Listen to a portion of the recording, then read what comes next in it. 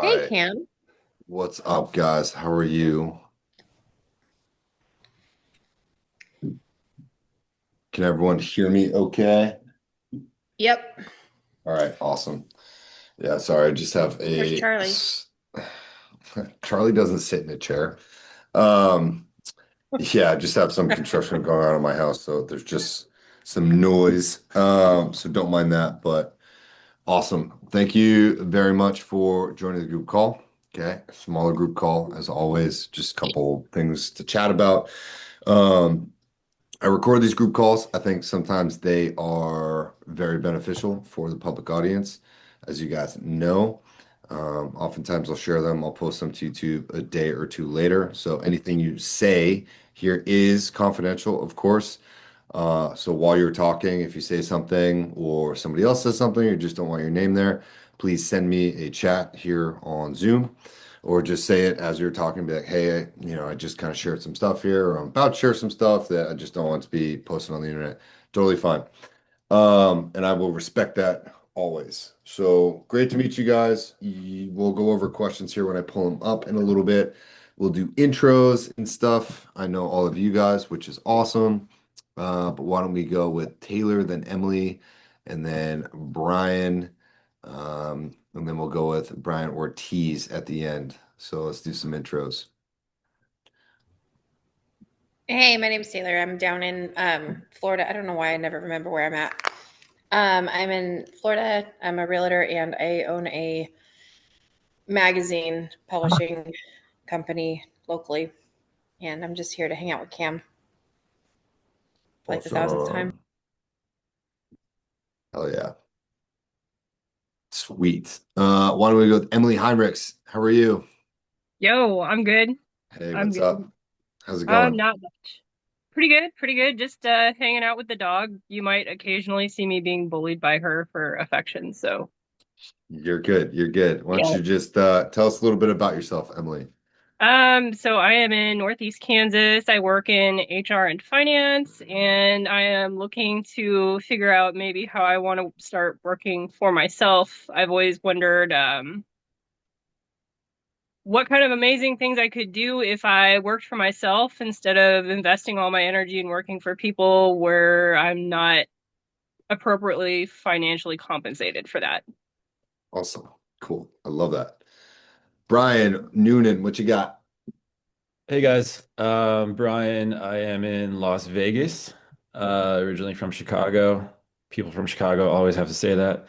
I am a music festival producer and I am working on the relaunch of my clothing brand and just looking for love, man. Awesome. I love that. Mr. Ortiz, what you got? You're on mute. There you go. Oh, here we go. Yeah, I'm Brian Ortiz and I live in Temecula, California, Southern California near San Diego. I work for a public utility and I am passionate about serving at-risk kids in the juvenile halls and in the local high schools. That's what I want to do. Um, and and yeah, and I'm here to get some game from you guys and Cam um, and and heal. I love that. Tasso, what's going on, my friend? Why don't you introduce yourself? Tell us where you're from. What's Hey going on? everyone, I'm Tasso. I'm from Toronto, Canada. I'm a commercial photo retoucher and photographer. I do commercial photo retouching full time, but photography is my passion, especially fine art portraiture, corporate portraiture.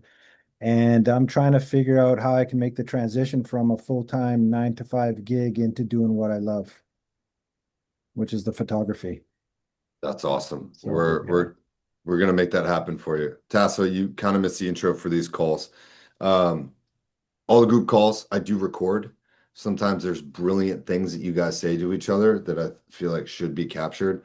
If at any point you don't want your name or anything that you share to go on the internet, just say it. Not a problem. I'll always accept it 10 out of 10. I think our last two or three group calls, I've said stuff and I'm like, I don't want that being on the internet. So I've made the call not to post it. But as you guys talk, I don't want that to hold you back from sharing really, really, really great wisdom, right? Because when I upload the group calls, those are my most watched YouTube videos. I'm not trying to get views from it, but I'll share them in our community, in our Discord community, which is amazing. Okay. Uh, Quick update on Discord, then I'll kick it over to Daniel for an intro. Discord is great. I disable notifications and then I check it periodically when I want to catch up on certain stuff. The more that you guys help each other, comment, replying on threads, and DM each other, that's what that community is for, right? In the past, I've created a Facebook group, I've created a LinkedIn group, and then I'm gonna also try to cultivate and grow those. But I really, really like Discord for the fact that not too many people use it, and it works great as a community forum. Okay. School, if you're not on school, I am dumping a ton of content into school. I'm prepping a bunch of content into school that's all going to be focused on business building and have a bunch of downloadables for you guys. So like that is where all of my courses are going to go if you want to do stuff outside of our one-on-ones or outside of these free group calls. Okay. If you also experience technology issues with like my site or any of my offerings or whatever else, let me know. If you're a client, you're doing one-on-ones, hit me up via WhatsApp. That's what I'm there for. I want to support you guys in between your stuff. I get a lot of voice notes from you guys, which I love listening to, and that's really helpful. But the way that these group calls work, you guys submit anonymous stuff. It can be business, it can be personal related, doesn't matter. I'm going to read the question. If I think it applies to someone specifically, having known you guys, I'm going to kick it to you guys and ask you to answer. If you don't know, just say, I don't know, or pass, but try to give a pretty concise answers from your own life experience. That's what this whole thing's for. It's not for me to talk. Okay. Daniel, why don't we kick it to you? Why don't you just give us a quick intro about you, where you're from, and what you're doing?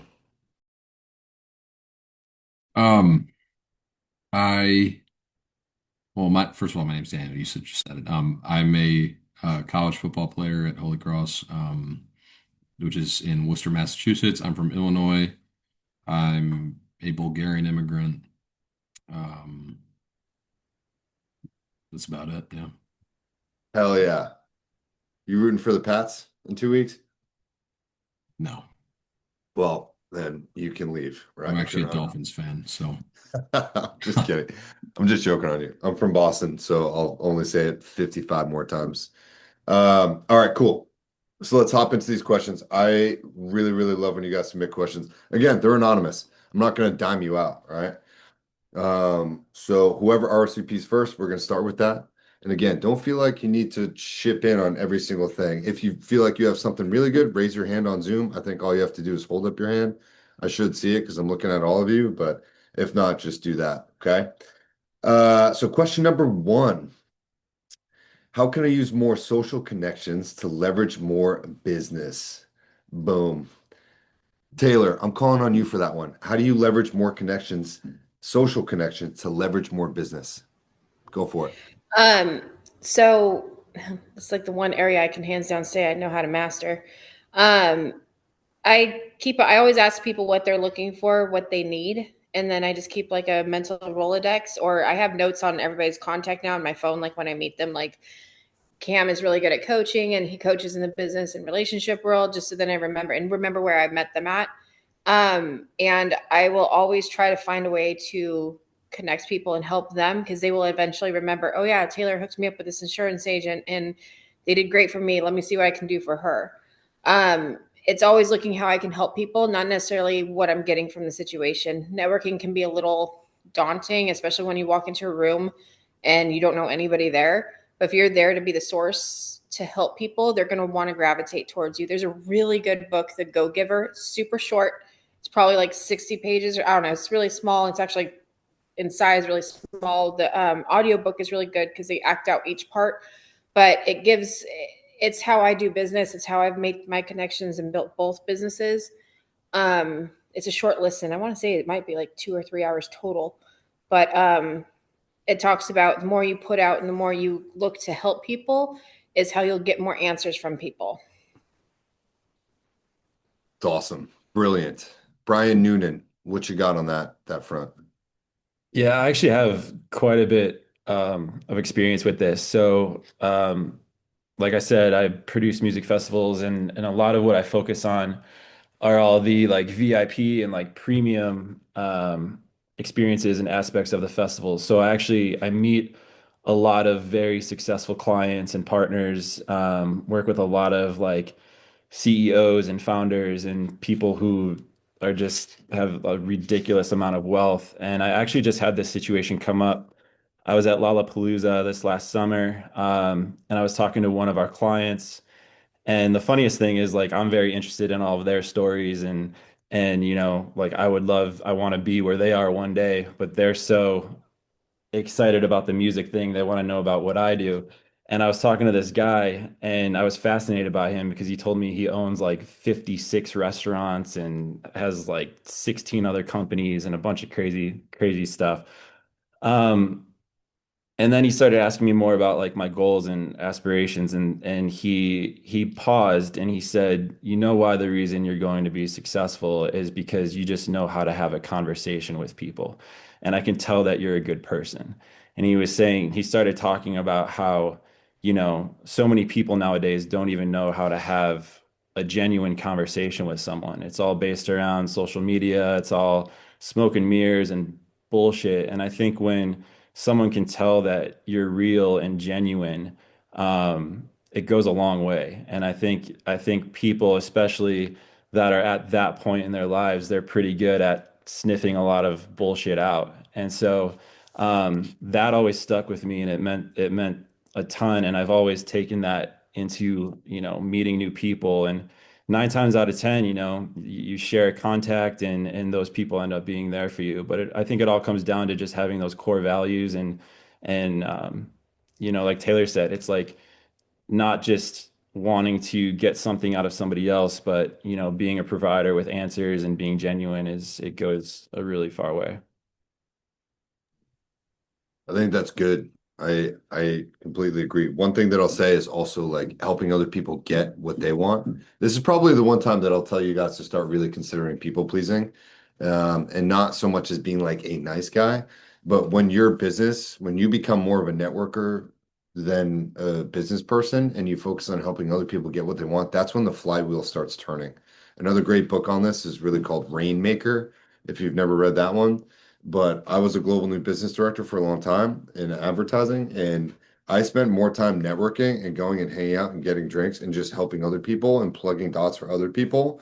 And then eventually people are like, "Oh shit, have you met Cam? Cam works for so and so. Like you should work with him." And people are like, "Hey, I have a project that I could probably use your input on, blah, blah, blah." And that's how I started getting business.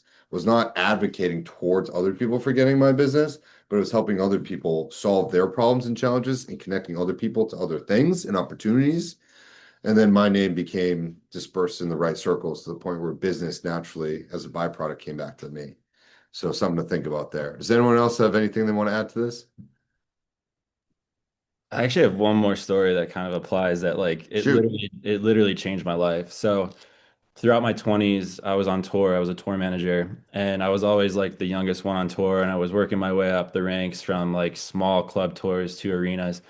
And while I was working up, I was always around these older tour managers, and I would really try to like learn everything from them. But most of these tour managers they're all assholes. And so I thought, okay, if I want to be successful, I need to be an asshole. I need to go in and just be a dick about everything. And that wasn't me though. And so I always felt like a fraud. I always felt like, man, like this isn't who I am.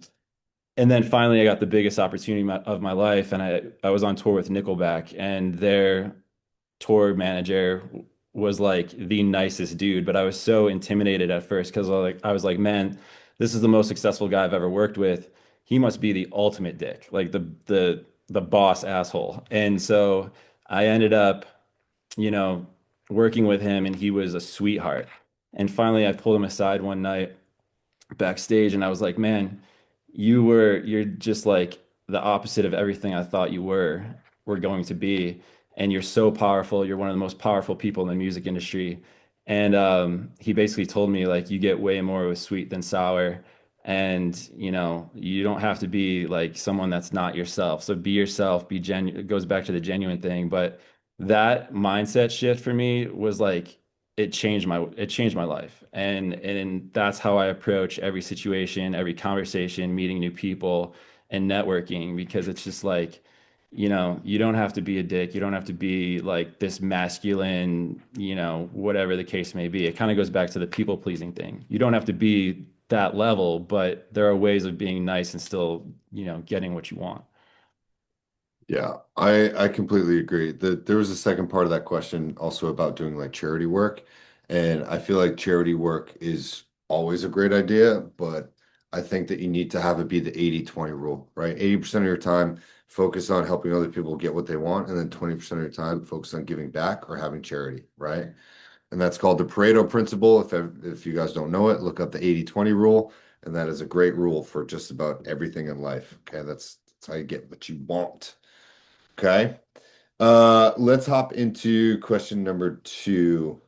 What are some best practices for when you have an emotional setback, particularly after you've been focusing on yourself and feeling confident? I want to hear from Brian Ortiz. What you got? What are some best practices when you have an emotional setback, particularly after you've been focusing on yourself and feeling confident? Well, you just get back to the basics. I mean, you fall down, you get right back up. You don't stay stuck there.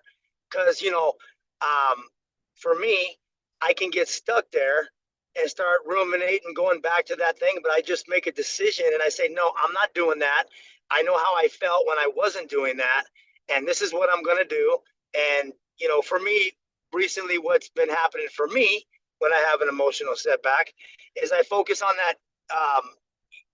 that stuff that I want to do in helping the kids and the business I want to do with the high school and the juvenile hall, and it gets me right back on track, and there I go.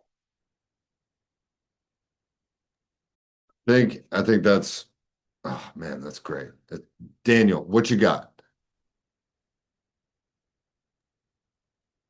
Sorry, I was just finishing up some lunch, but some dinner. Lunch. It's 8 p.m. Okay, there you go. Um, I think I just actually had this happen today. So I've been one thing that's been really helpful for me has been sort of looking back and like for me, for example, I'm dealing with a emotional setback of like a breakup where I was doing great, focusing on myself, not thinking about it, moving on. I had Instagram deleted off my phone. Somebody was like, "Oh, you gotta look this guy up, something interesting," or like they were trying to show me something on his page, whatever. Go in the searches, see my ex-girlfriend doesn't follow me anymore, and it was originally like a mutual, like a good terms thing. I'm not using that thing. I'm not using Instagram either, so I was like, something's changed, and I kind of had a little bit of a setback due to that. But one thing that I kind of realized was like what, or I guess a way that I reframed it for myself is like, what good comes of this? How, like, in what ways am I better off now that this isn't a thing that's in my life anymore, that I'm in a different perspective? And it was a lot of things that like I was remembering and I had internalized, but when all those old feelings come back, you gotta remind yourself there's a reason that you're in the spot you are now instead of back to where you were. That's smart, right? Sorry to hear that. Okay. We can chat about that in particular. And Tasso, what are some best practices for when you have an emotional setback, particularly after you've been focusing on yourself? Yeah, What you got? for me it's my faith. That's a big thing. I start with gratitude every morning. I believe that our life is a journey, right? And that everything that comes our way is a test, right? So when I get that emotional setback, I'm like, I'm trying to look to find what is the meaning, what is the lesson to be learned here, what are the steps that I have to take, and they're not always easy, right? And I just try to focus on what are the steps that I have to take to push through this, right? So could have been like a recent breakup that I had recently. Well, happened for a reason. What was that reason? I can't control the other person in the equation. I can only control what I brought to the table. Like I'm 50% of that equation. So what can I learn from it, right? And yeah, I preoccupy myself with like recently I had that breakup. I don't know if I told you about it, Cam. It was like a really intense 2 month relationship. I got onto Hinge, which you suggested. It just gives you an outlet for something to do. It felt so awkward, so out of place for me, but I'm like, this is the time to grow. This is the time to like push through, find some new connections, find new ways to communicate and get out there. And then also find out what are the weaknesses that I had in my character that I brought into that last relationship that maybe didn't work for the other person. Right. So I try not to take anything too personally. Life is a journey. We don't know how long we got here, and I just try to make the best of it. That's kind of my outlook. I love that a lot. Thank you for sharing. Emily, how do you deal with emotional setbacks, especially after you've been focusing on yourself? I think lately I just kind of try to reframe that perspective, kind of along the same lines of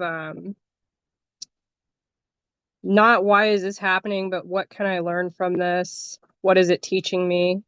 I do agree with the back to basics, just focusing on like Maslow's hierarchy of needs, like are my physical needs being met? Am I getting enough sleep? Am I feeding myself well? Am I giving my body the nutrition that it deserves? Like skincare, just, and if I have to, even like just taking a look at that list that I wrote out that I shared in the Discord group today, like what I have become versus what I was.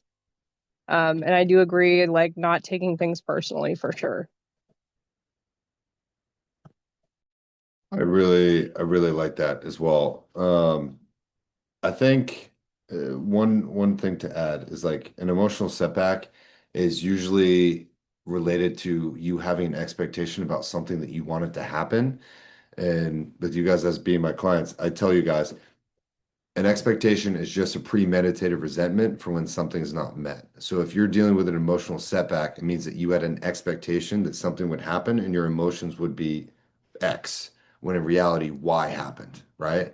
So your own expectations allowed you to fall into a trap, some sort of pitfall for the future, right? Now your present moment, what you thought was going to be your future looks very different, and that's okay, right? Sometimes we have to course correct based upon where we have. So I think an overall reduction of your own expectations. You don't need to be a pacifist, you don't need to be a nihilist, but saying, wow, I really expected this to happen. I guess I counted all my chickens before they hatched, and I put this over there. Danny, what you got? I actually have a question. So Shoot. would you say that the way to go about that then is like if you're not aware of, like, let's say you're not aware of what an outcome is going to be, and obviously having expectations is usually going to lead you to be disappointed, or you could be pleasantly surprised. That Right. would you say that setting the bar very low, or like not necessarily expecting the worst, but you're not expecting much, or you're expecting something that you wouldn't want? Or would you say that rather like it's better to just remove expectations, which it's probably easier said than done. Yeah, it's definitely easier said than done, okay? But like this is why when people are first go through breakups, I say, hey, lose all hope, right? Not that it's not going to happen again, but I want you to go through the 5 stages of grief much, much faster. So anger, denial, bargaining, depression, acceptance, right? Like all of those things, if you can just move to acceptance, it's not that you rush yourself through those things, but then you can always work backwards because if you've accepted your current reality and current circumstances, okay, cool. Knowing that I'm going to deal with all these other things, not cool. Those things suck. They keep you up in the middle of the night. You're waking up. It doesn't feel good. All of those things suck. But expectations, we all have them. We all make them. We make them for each other. We make them based upon our business. We have expectations about how much money we're going to have in our bank account or how many things we're going to sell today or how other people are going to show up in our lives. And then who gets upset when our expectations aren't communicated and aren't met? It's us, right? So we're putting the potholes in the road for ourselves all the time, right? If I expect to go into work and everybody to say, "Oh, good morning, Cam. How did you sleep last night?" Right? You look fucking great today. Have you been lifting? Right? That would be awesome. But if that's my expectation, and I walk into the office every day and people are like, "Oh, what's up, dickbag?" Like, I'm gonna get upset, right? And that's typically how I walk into the office every day and how I'm greeted by my teammates. It's a long story, right? We're close like that, but like your expectations versus reality, it's going to be you. If you don't communicate your expectations in the confines of a relationship and somebody's not meeting your expectations, but you never communicated them, you're going to get upset and you're probably going to break up with them. And then they're going to be like, wait, what the hell? And that is, see that 99 times out of 100, right? Either women don't communicate their expectations or men don't hear the expectations. And then men also expect a lot of things from the women, but they don't communicate them well. And then when you both don't meet each other's expectations, guess what? That relationship falters. And that is the quote unquote emotional setback. It's not really a setback. So to answer this for the person that submitted it, it's not really a setback. Your expectations have just been experienced differently than what you originally set out for this current present moment. Does that make sense? Anyone else have anything they want to add to that? Okay, cool. That was a good one. Hopefully it makes sense. If you don't, just send me a message and we can talk about it. Okay. Let me hop to the next one. All right. How can you process and feel your emotions without allowing them to affect your progress? How can you process and feel your emotions without allowing them to affect your progress? Let's go to the ladies on this one. Taylor, what you got? How can you process and feel your emotions without allowing them to affect your progress? So I always start out by asking, what would Cam do? And then I go through sorry guys, if you don't know, I've worked with Cam for, I think it's almost 2 years. It's been a long time. He's probably sick of me by now. One day he's just going to cut me off. No. So the spiral thing that you have, that picture of the upward and downward spiral, like knowing where you're at, and first off, study that and understand the emotions that they do go up and down.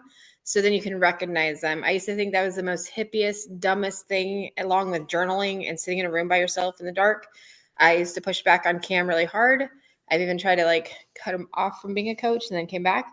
But if you can study that and understand and recognize the emotions, that's half the battle. And then knowing where you're at on the spiral, and it's okay to go down a few levels and up a few levels, but don't let yourself get stuck on that. For a long time, dealing with all the crap I'd been dealing with, that used to be the background on my phone because it was easy during the day. I'm in sales. I get told no and chewed out like on every single call. To get someone to say yes and that they love me is like insane.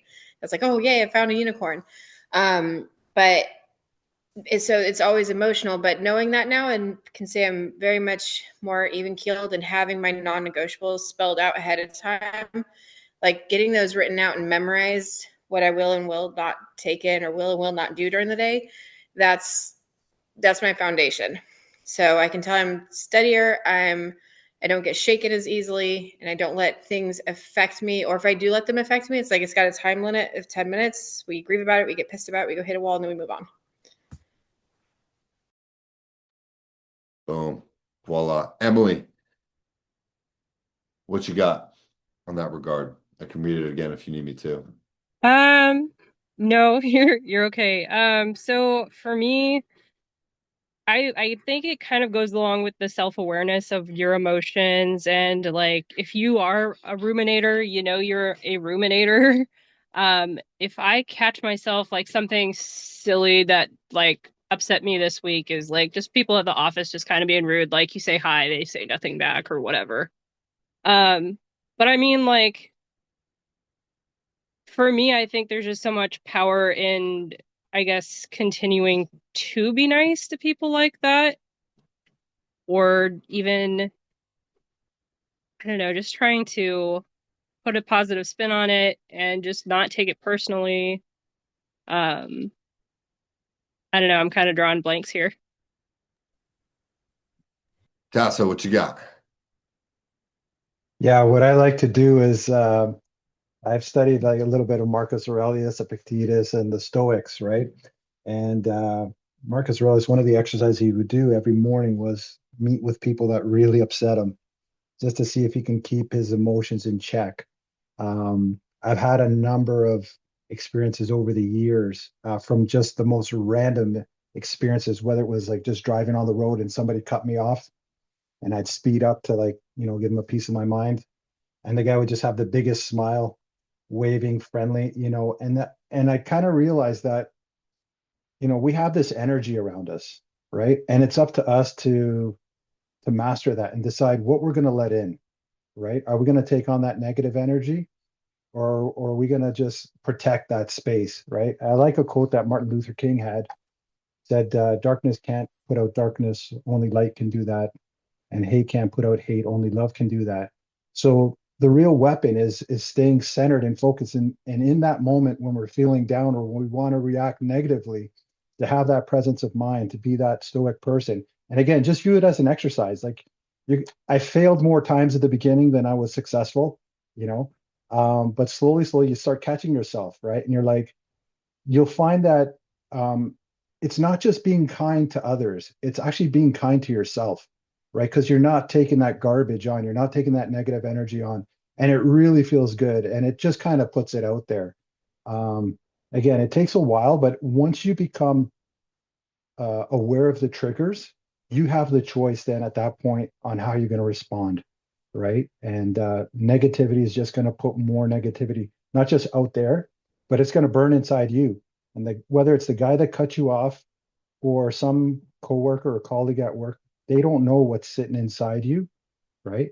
So it's actually not worth it at the end of the day, right? That's how I deal with it. It's Hey, brilliant. Cam, Shoot, what you got? I forgot to add in that Mel Robbins book, Let Them. I'm not a huge Mel Robbins fan. I don't buy into a whole bunch of stuff she says, and like Brene Brown. But that Let Them theory book is a really good book to read. I think everybody should read it. I know my kid is on his own planet because he just lets people do what they want, and he is so unfazed by things. And I was asking him the other day how he can, because if I do get cut off, I'm ready to ram him. Where he's like, oh, maybe that guy cut me off because he's got to go home and take a poop. I'm like, really? That's where your brain went? Like, I was thinking this guy was just being a jerk. But no, he's just like, whatever. It's not affecting me. He didn't hit me. But just having that laissez-faire kind of attitude of, okay, well, that's a you thing. And I don't know how many times lately I've been like, well, that sucks for you because it really doesn't affect me. And if you're trying to affect me like that, I can only give my energy away.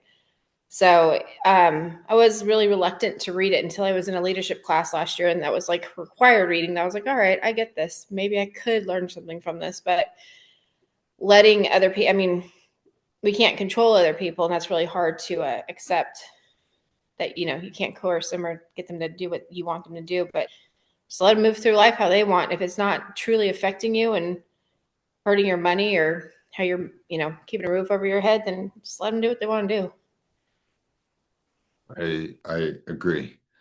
Anybody else want to comment in on this one?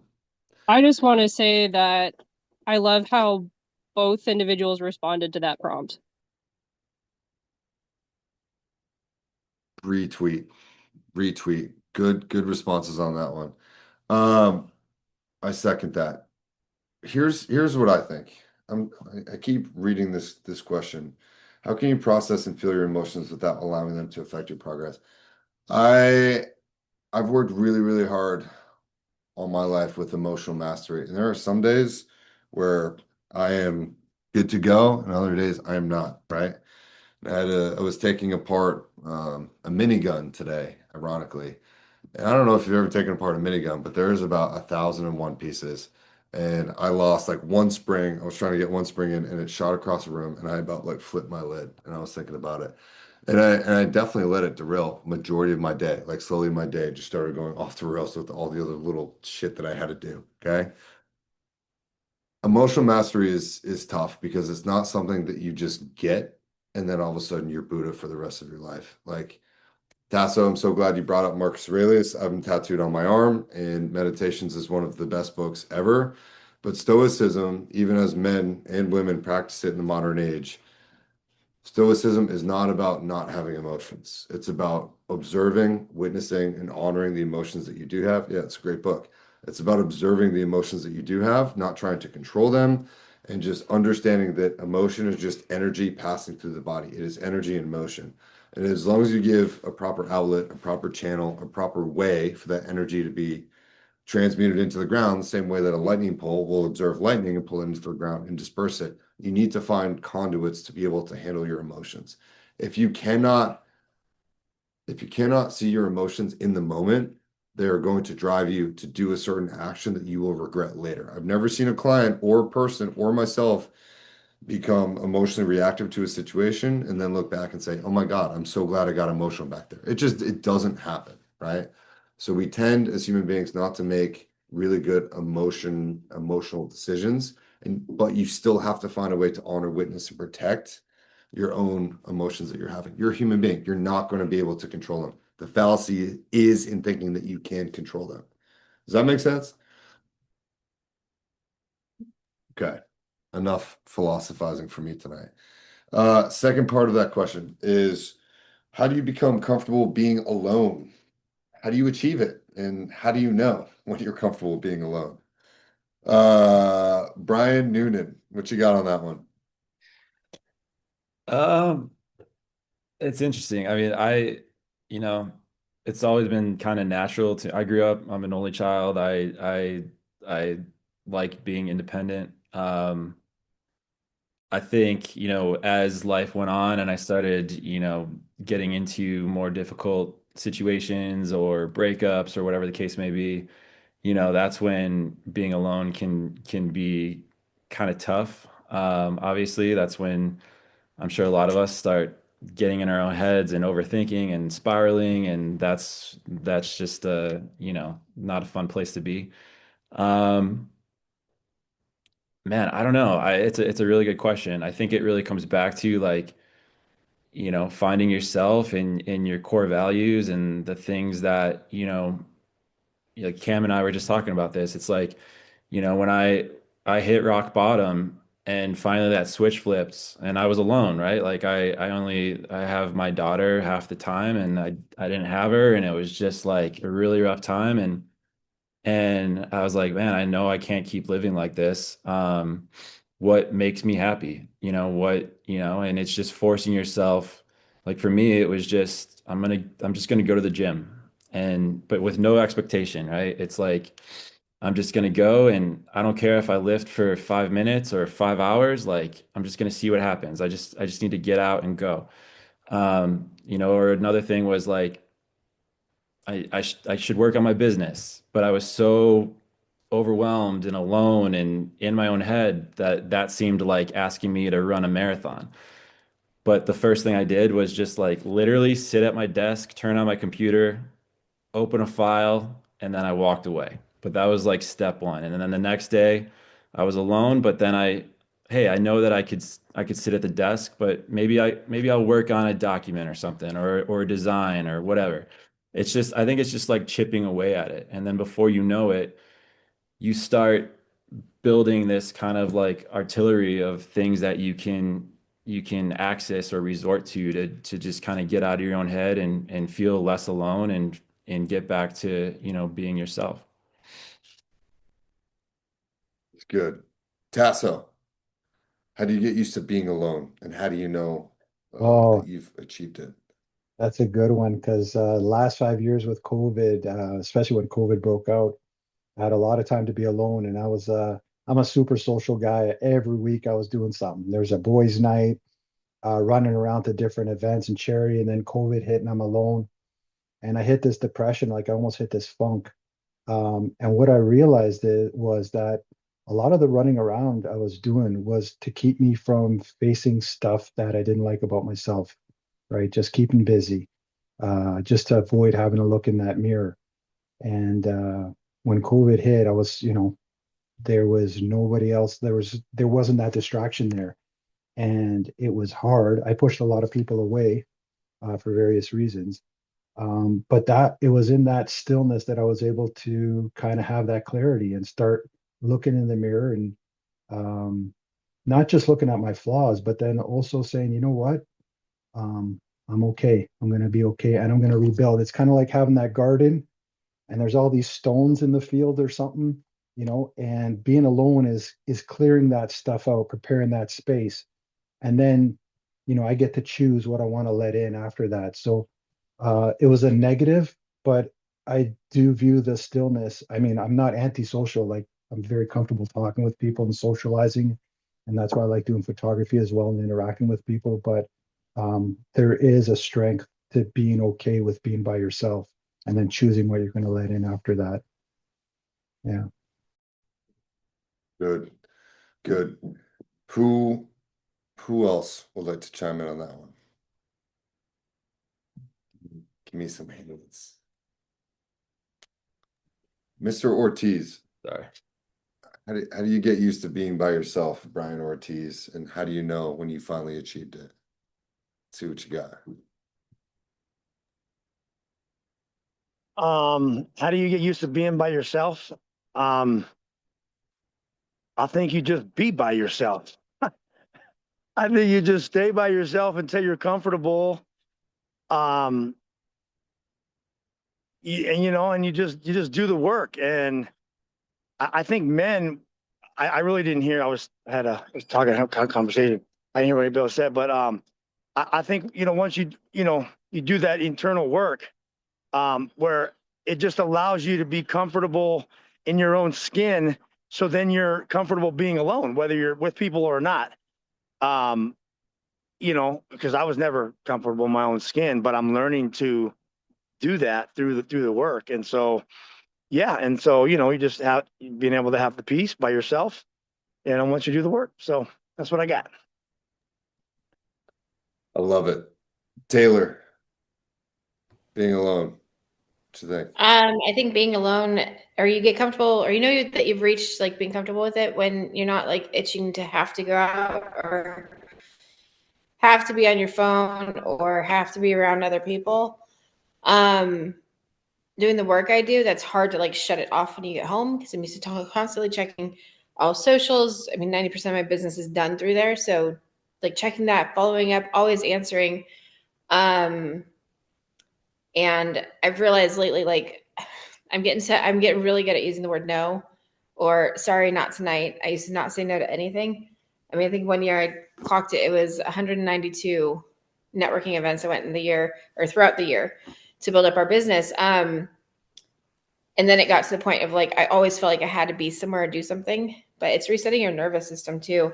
And one of the CEOs, when I was working at AT&T, I met with a CEO there and he had said the number one thing he did to grow himself was learning to be comfortable by himself, taking himself out to lunch, taking himself to a movie, going to a bar at the appropriate age and just hanging out by himself because then he didn't feel like he had to have anybody else there. And when I teach people how to network or break into a room without knowing anybody there, that's the first thing is I'm like, get comfortable going to one of the most, I think, intimidating places, going to the gym by yourself for the first time. Get used to just going places by yourself and reminding yourself that you're okay. Like, anvils aren't going to fall from the sky and nothing's going to blow up. But as soon as you're okay with like being by yourself, I don't know if I could ever allow somebody to stay in the same house as me. I like having my whole bed and nobody knowing what Amazon boxes I have coming or telling me I can't watch Real Housewives at any given time of the day.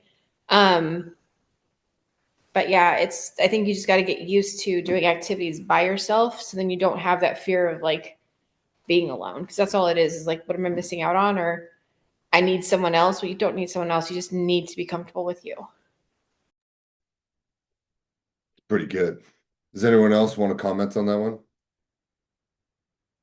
one? Okay, I'll chime in. I think it gets easier as you get older. I think as you get older, your circle starts to naturally get tighter too.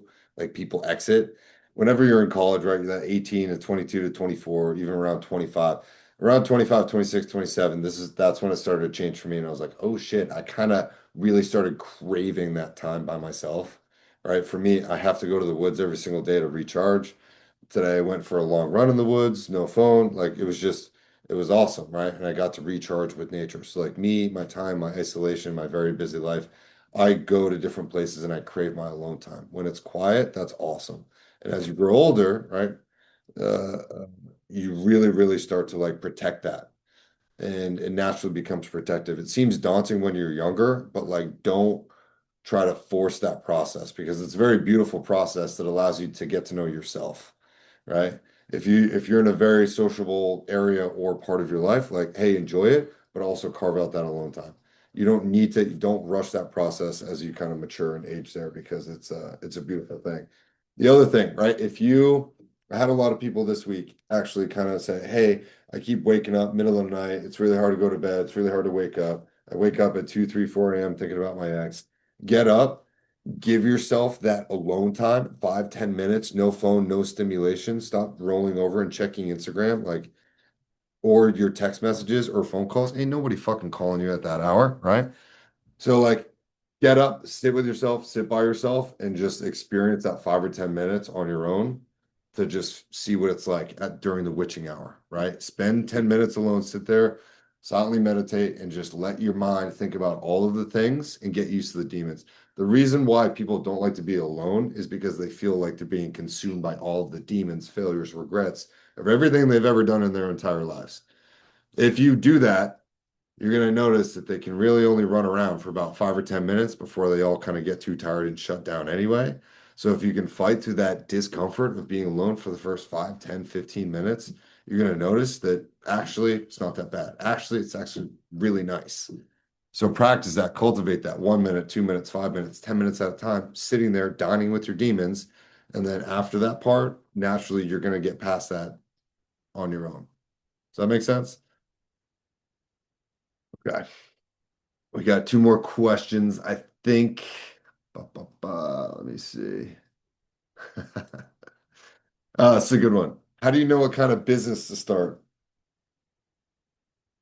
You don't, right? Let's go with Tasso. How do you know what kind of business to start? What would you say with that?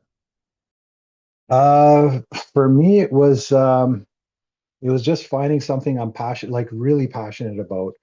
Um, and that's super hard because I have a full-time gig. Um, and it kind of makes it easier when you're passionate about something, right? Because it doesn't feel like a second job at the end of the day.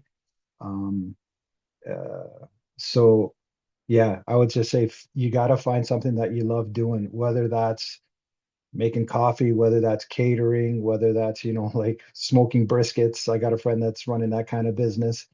He's got a full-time job during the day. He goes home and he loves doing that. Like it's almost like you do it to kind of unwind, or it's like a mental chess type of thing, right? So I would say you got to find something that you love doing. If it's just about the income and it's just another job, you're going to get tired. It's going to tire you out. Agreed. I love that. Taylor, how do you know what kind of business to start? It's like inventing things. You just keep trying them until one sticks. I come up with some of the craziest ideas and we've tried them. Some of them have worked really well. Some of them we've sold off. And some of them I've done for a year and was like, F this, I'll never go back. If you told me a year ago I'd be in publishing and running a magazine, I would have thought you were crazy. I would have told you that you are honestly on drugs and did not call me again. But here we are. And now I'm looking at buying a secondary publication in the neighboring area.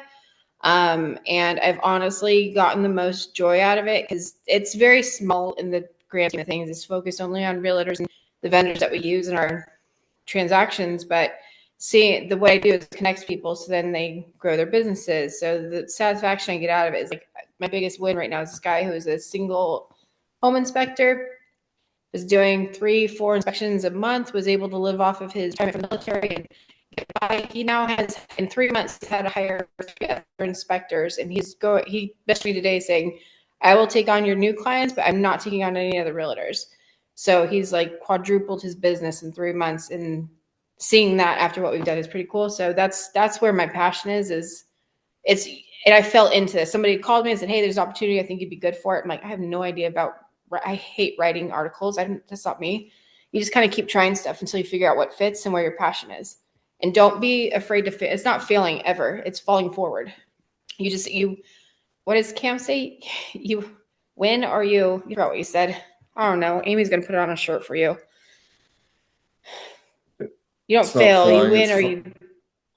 It's not flying, it's falling with style. No, there's something. I'll text her. I don't want to get her started though. You either win or you learn, or Yeah, you never lose. You either win or you learn, that. right? Like, I think, I really do think the protocol for people going through heartbreak or emotional turbulence, setbacks, I think it should be to build a business. I really like 110% believe that you're going to learn more about yourself You're going to learn more about adversity. You're going to spend a lot of times. You're going to have the ups and downs of all of that. Like find a side project, build a business, right? And for those of you guys that are checking the chat, like I've been working on my weird little side project, Hawaii-Fi, and I think it's fucking hilarious. Like I will just take slightly offensive things and I make clothing for people that like this kind of clothing. And it's fun. Like it feels good. And I created Hawaii-Fi after I got injured in the military. I tore my abdominal wall. So I had to like sit down for 3 months and like do something. And this was a crazy idea that I like came with.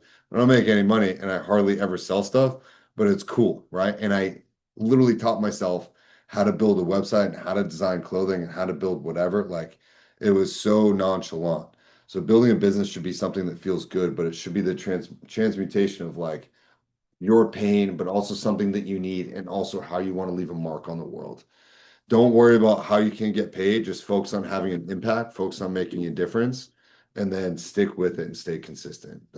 You can't go wrong. You don't need to know what business you want to make. You just need to look at how you were a customer for yourself back in the day. And then how can you help other people now with what you know? People don't buy what you do, they buy why you do it, right? You guys heard that quote? Anyone a Simon Sinek fan? Yeah, he's good stuff. I Brian, got something on that. what you got? What was that? Was that the question about how do you find a business? Yeah. So it kind of stumbled upon it. I just started volunteering my time because of my past life with kids, and I just started serving kids, and it just started growing on me. The more times I showed up, it just started being revealed to me like, man, this is what I'm passionate about. This is something that I want to do. And then my mind started working, and I was like, okay, well, I can get a fitness program for these kids. I can give them, things that I've used to overcome that life. And it just started all coming together, and I didn't have anything to do with it. I just kept showing up and being of service to somebody else, and it just magically started taking on a life of its own. And that's where I'm at. Fuck yeah. Brian Noonan, how did you know what business to start? Yeah, I've started a bunch, and I think that to take the passion thing a step further, it's also something that gives you purpose. I think that's really like something that makes you feel fulfilled. That's going to drive you to work on it at 4 in the morning. That's going to get you through the days where you're not making money. But if it gives you that purpose, if it gives you that, like, I think someone else said this, like leaving a mark on the world, like that's, you know, one of the taglines for my clothing brand is "We are not a clothing brand." And it's all about the purpose, the message, the community behind it. And it really, you can apply that to all different types of businesses. It doesn't have to be something that, is community based or is going to change someone's life. But if you go into it with that mentality and it gives you purpose of making something for yourself, for your family, building a better future, like that's the type of thing that's going to keep you going through the hard times, because there's way more hard times than are easy times. But like if you have that purpose behind it, then that's what's gonna get you through it. And then, Cam, it's funny, like before I started this clothing brand, I did another one that was like ridiculous, like hilarious kind of hoodies and like onesies, and it was the most like bullshit weird thing ever. But like it taught me so much to get into like production, manufacturing, sourcing, so it's like just because, if something doesn't, take off right away or become successful, you're going to take pieces of that and roll it into the next thing. So yeah, it's all about purpose to me. Hell yeah. Hell yeah. I love that. Anybody else on that question? How do you know what business to start? No? Okay. Actually, that might be our last question. What you got? I was going to say yes, Cam. Work with one of us. Reach out to anybody. I know I put my phone number in here all the time. Feel free to call, well, text, because I probably can't answer very much right now. Real estate market has literally flipped, and I've got 6 listings, 8 buyers. Like it's gotten crazy. But reach out to any of us. And I know Amy chimes in on the Discord all the time. She is phenomenal. I know she seems like she's excited about life, but she will sit there and like drill down to the nitty gritty. She will help you research every single detail. And she's just a happy person at her core. So I know that Cam's Discord has blossomed from like the WhatsApp groups we used to have. And really just don't ever be afraid to reach out. I don't judge anybody for anything. And there's never any question that's a stupid question because I've probably already asked Cam about it. But it's great to ask other people. I've tried so many different businesses. It's not funny. And there's a lot of them I would go, yeah, I'm just not good in that realm. But just try them out. You never know. You might find something or it might bridge you into something even better. Yeah. I'm gonna also chime in and say the business that I think you should start is something that you would be a customer for, right? I started my own supplement brand. They drop ship my supplements that I design and make out of Colorado. I'm my number one customer, right? I get my pre-workout from a company that I created. I get my protein powder. I'm not trying to sell you guys on supplements, but like I legitimately was like, I'm sick of buying all 18 different companies and having 46 different colors and brands in my thing. And I was like, I kind of want this to be uniform. And I created my own supplement brand that said, okay, they have collagen. Okay, they have methylene blue. Okay, they have vitamin D. They have magnesium glycinate. They have all this stuff and really cool concoctions. And my coffee is made from my company and I order all of my own shit. So like I created a company, I'm my number one customer, and that's how I essentially, launder my money or I'm continuing to learn about certain stuff, right? And I like it and it works for me. And it was stuff that I was just buying elsewhere, whether it was Sprouts or whatever thing or CVS. Like I am my own customer. So if you are going to start a business, what would you be a customer for? If you're going to start a business, would you be a customer for that? If you would, then other people would too, right? So like sell to the younger version of yourself, sell to the older version of yourself. Like who are you? Why do you want that? And why is that appealing to you? You can't go wrong there. Does that make sense? Cam, I'll be thinking of you when I take my handful of vitamins tonight.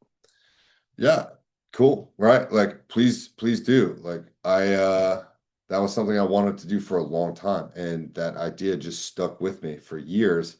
And then the opportunity came up and I was like, damn, all my affirmations, on my Think Up stuff. If I haven't talked to you about Think Up, we will in our one-on-ones. I'll explain that at the right time.